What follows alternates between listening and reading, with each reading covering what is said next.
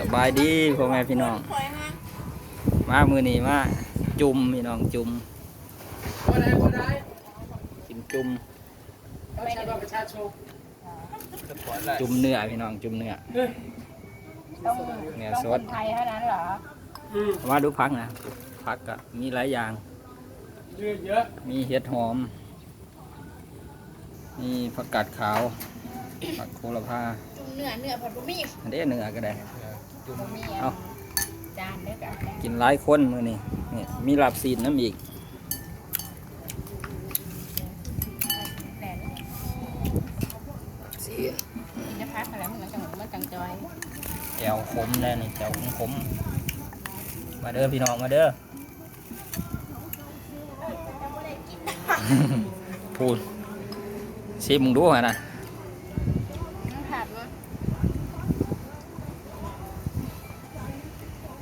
เอาให้ลูกปาก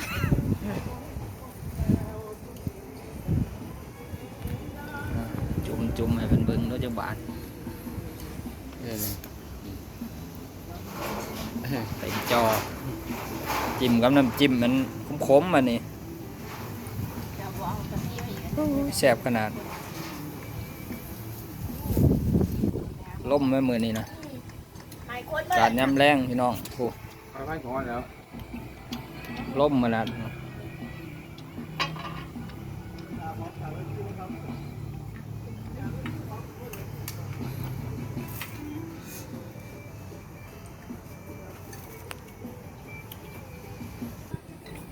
จอปูนลงกูด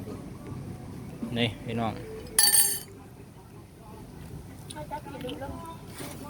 ตับซีน จานสีอ่ะ กับ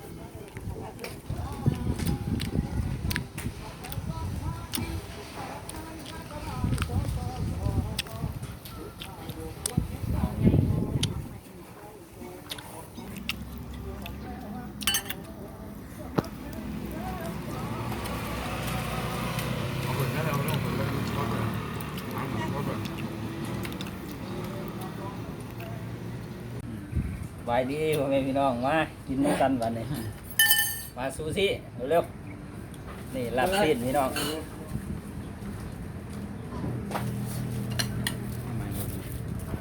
จุ่มเนื้อสด นะครับไปเจอร้อนนู้น ๆกินไหน เขาปิดเลยยึดเลยนะ ฮะ จุ่มไปเบิ่งนี่นะ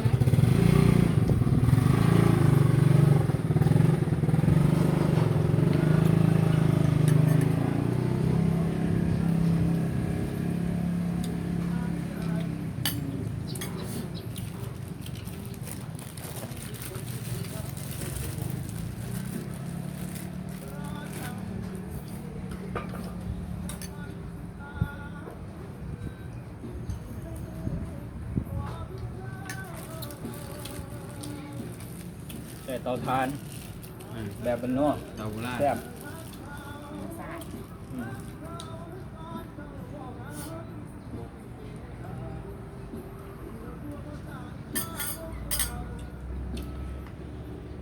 เข้มหมดแจ่ว แต่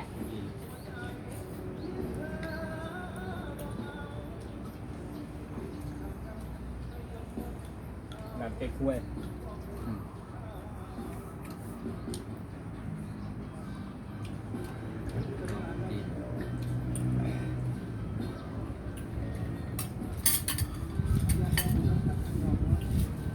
จะลอง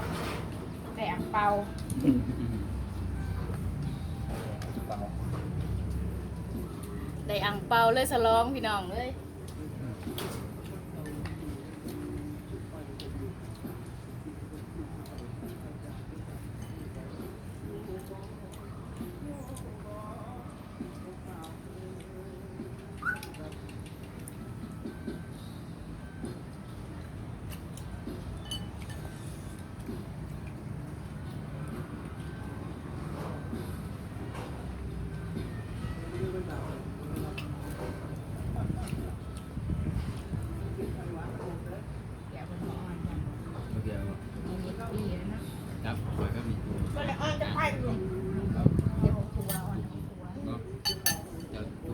บ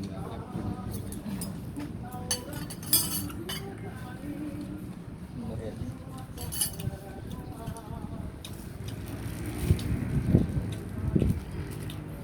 แล้วไปหาผัวแล้วก็บ่ต้อง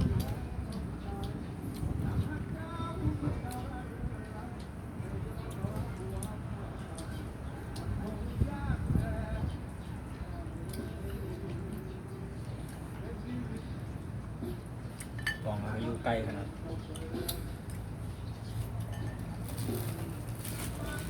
มันก็คนเหนียว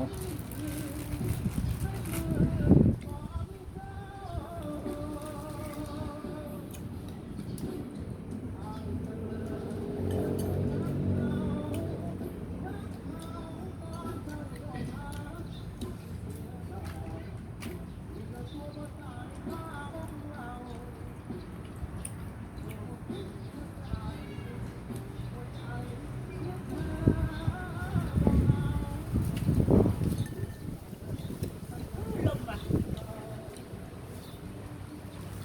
นอนก็บ่รับตัวเนี่ย เนี่ยเป็นแค่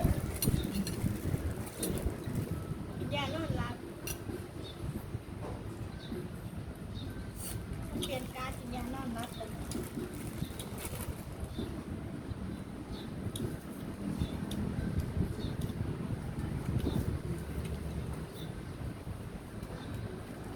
จองไม่ทัน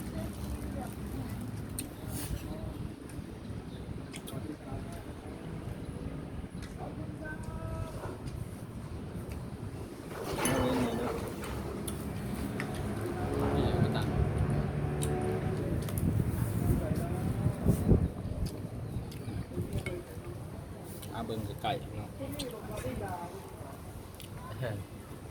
เอาลูกคำสุดท้าย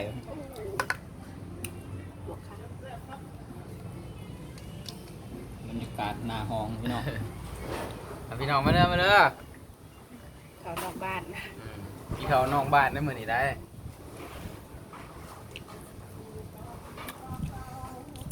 เดี๋ยวเลยจ แสบขนาด แหลมเลย